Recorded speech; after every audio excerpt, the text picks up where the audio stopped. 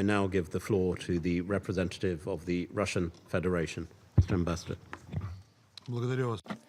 Thank you. President, we thank the UN Secretary-General and Ms. Blanchett and Ms. Getu for their briefings on the situation in Myanmar. For our part, we consistently advocate a balanced and non-confrontational approach when discussing the situation in this country and when looking for ways to normalize the humanitarian situation in Rakhine State, including when dealing with the issues of refugees. We note the orderly work being done by the country's authorities to fulfill the Annan Commission's recommendations to find a comprehensive solution to the crisis. To date, 81 of the 88 recommendations have been fulfilled.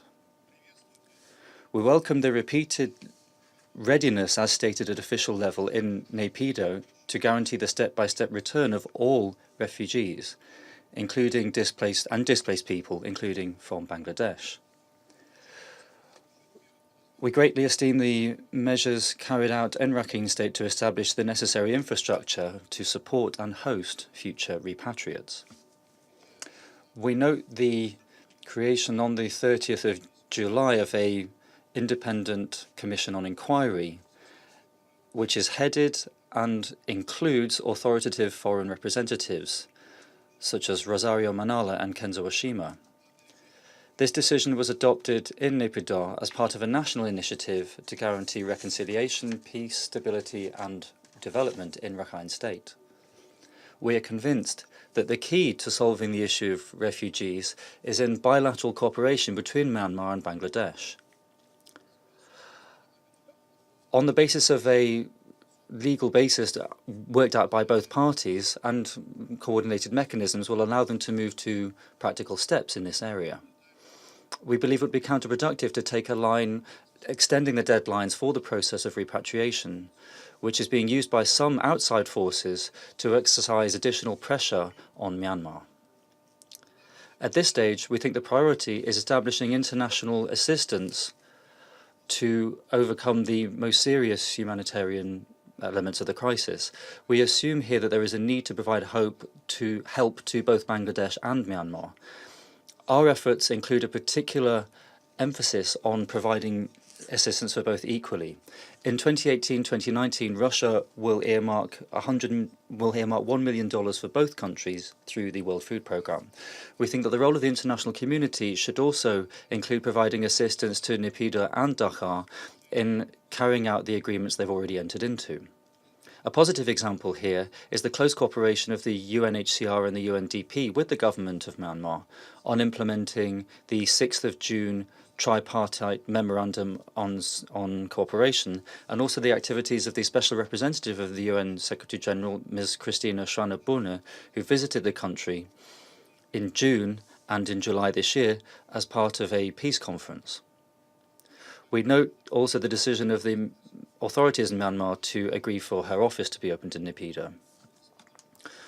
We hope that we see the issues in Rakhine State as part of a range of challenges faced by the authorities, democratically elected authorities in Myanmar.